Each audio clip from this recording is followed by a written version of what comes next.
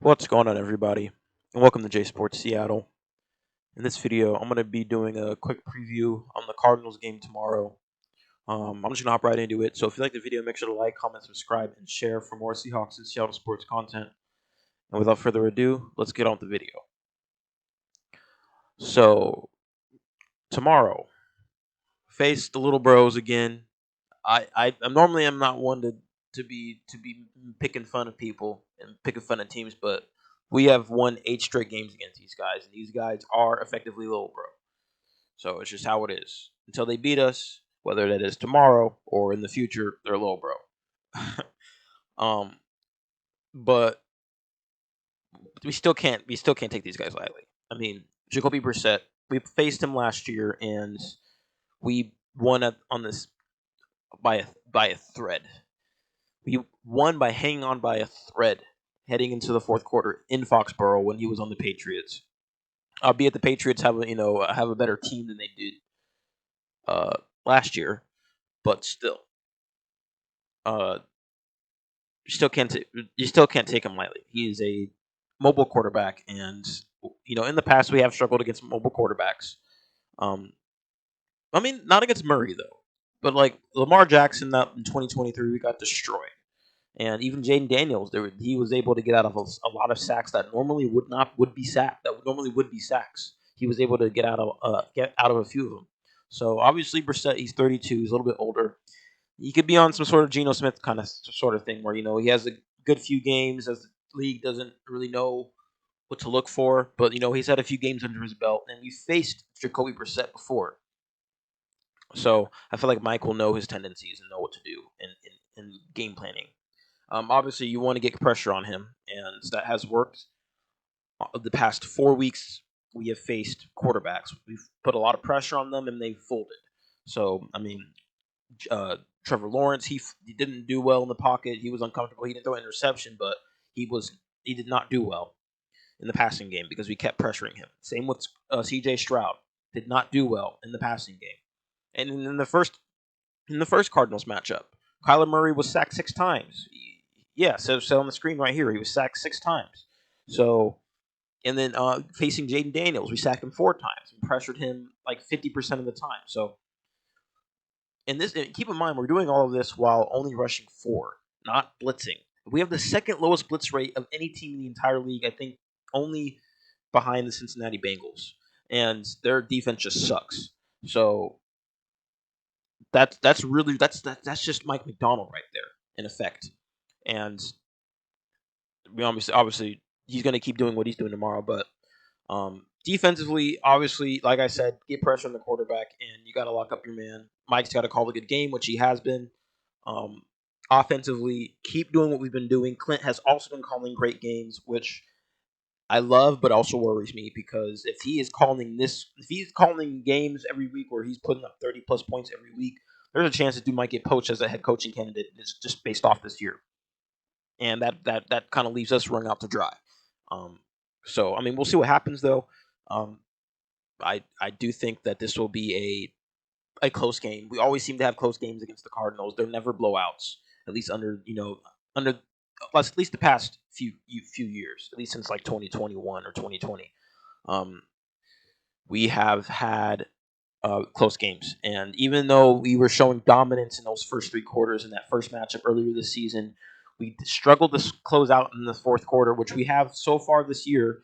I actually saw a stat on a fan graphs that we have the second best run differential, score differential in the league, but we have one of the worst, if not the worst, score differentials in the fourth quarter at negative 24, minus 24. So we need to improve in the fourth quarter because closing out games is how you win in the big time, big moments such as the playoffs, i.e., the playoffs. So um, both Mike and both Clint's got to do stuff. I think more Clint's got to be better at stop trying to be conservative and knowing when to be a little aggressive. I mean, I know sometimes Sam has thrown some picks that he shouldn't have, but he's been way better than Gino has last year, and he's been way better at protecting the football for the most part. He has, I believe, 6 turnovers to 16 touchdowns. So I mean, we'll take that any day of the week. Um, but yeah, I mean, offensively, now that we got Rashid Shaheed, that should help the run game a little bit because speaking of which, I got to talk about Rashid Shaheed.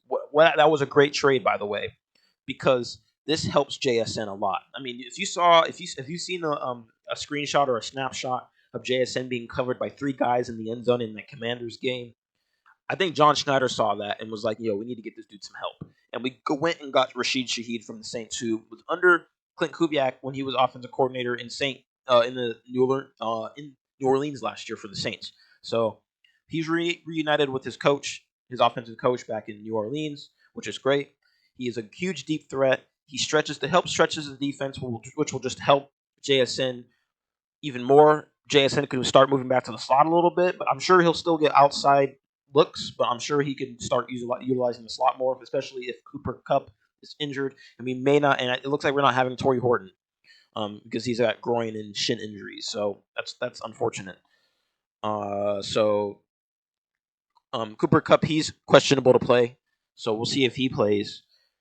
But right now, if assuming that Cooper Kupp does not play, we're gonna have probably Cody White, JSN, and Rashid Shaheed, which is pretty thin wide receiving room. Maybe, and I think Jake Bobo is also out, so that makes our receiving room very very thin, along with Derek Young. So our receiving room is very very direly thin. So um, hopefully we can stay healthy for just one game so we can get some people back, but not looking good at the wide receiver spot. But Rashid Shaheed, assuming once we get more and more healthy in the wide receiver department, Rashid Shaheed will help the run game because one thing I've noticed, I have been saying that our run blocking needs to be better.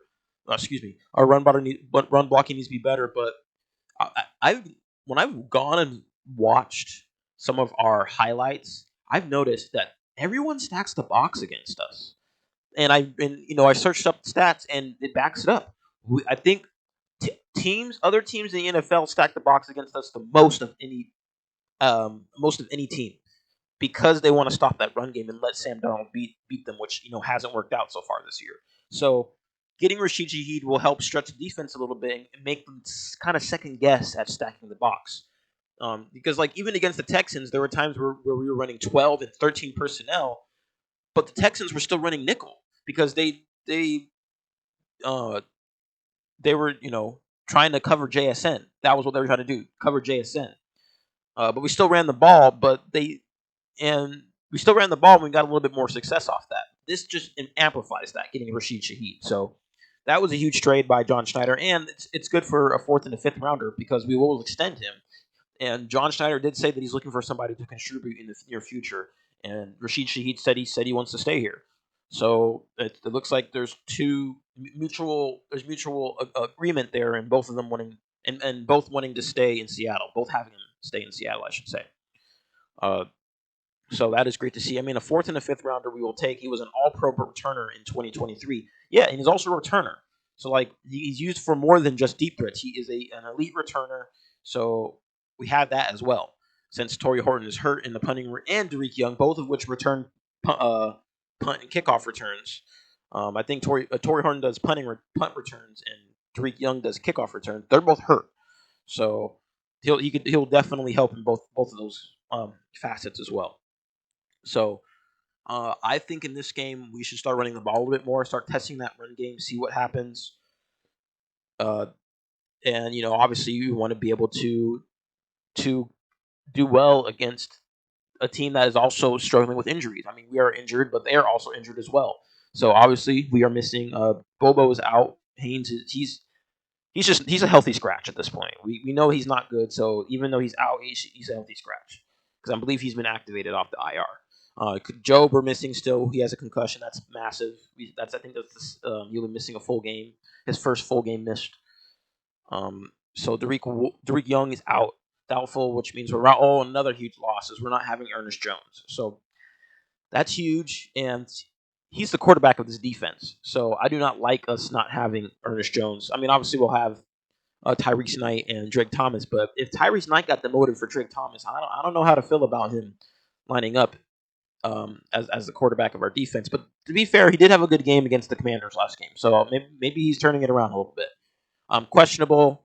It looks like AJ Barner's good to go, so we'll have him and Cooper Kupp. He was a full participant, So it looks like he's probably good to go as well. But they could be limited, maybe more so Cup since he's 32 and he's injury prone. He'll probably be more limited. He'll probably be activated in more of a limited capacity. But Marner should be good to go. But going to the Cardinals, like I was saying, they are missing some huge players on that defense. 4 starters, if not 3 or 4 starters. I don't know if Ojulari is a starter, but they're missing Will Johnson, who is their rookie corner, who's had a great season so far. He's not going to be playing. Max Melton, another good corner, who's a starter, not playing. Ojulari, also a starter, who's been great, not playing. Mac Wilson, who was a starting linebacker for them, not playing. So they're missing. We're both missing linebackers. So at least we're even there. Obviously, we got Keaton Crawford, hamstring limited participation, questionable. Will Hernandez, guard, questionable, and then Xavier Weaver, questionable, wide receiver. So we're both going through some injuries. Although I feel like we should be able to go out on top. Like I said, it's going to be a close game. I think it's going to be another 2017 type game. I mean, I said that about the Commanders game, and we absolutely blew the socks off them. So I mean, we'll see what happens. We'll see what Mike has in store for Joe Jacoby, Brissett and company. But we have to win at home again. 2-2. This is a really good chance right here to really start turning it around at home. I know it's against a Cardinals team that's struggling, that's lost their starting quarterback, going through some defensive injuries, and just overall not having a good season. But we have struggled at home even against bad teams. I mean, the Giants last year is just one example. We have to take care of business at home. So this is another chance to get right and be positive. Because if we win this game, we'll be positive at home on the season. So we have to win this game. And if the Niners lose, we will still have first place by default. So since we'll have a better division record than the Rams. So we got to root for the Rams to win. And we obviously have to win. So, this is a huge game for the Seahawks. This could really be This is a huge game because if we win this game, we could really be in line for getting the 1 seed this year. I know there are we have other teams like the Eagles. We got other teams like the Packers that are up there. The Rams as well, obviously, that are and the don't forget about the Bucks, even though they've been injured. This is a good chance for us to really take control of our destiny and really have a chance to go for a top seed in this, and if not the 1 seed. So we have to win this game. We have to win the games, win the gimmicks. You cannot lose these type of games right here. This is a trap game. I really think it is. Even though we've beaten these guys 8 straight times, this is a trap game. So we cannot take these guys lightly. You have to treat it like any other week, and I'm sure Mike knows that. So I don't have to tell Mike that. He knows that. So let's go get business done, and we got to get this win and go 7-2 on the season. So. But I think that's all I have for this video. I'll be making a video reviewing the game tomorrow or Monday, so stay tuned for that. If you like the video, make sure to like, comment, subscribe, and share for more Seahawks and Seattle sports content. Thank you for stopping by. Have a good day. Go Hawks, go Mariners, and go Kraken.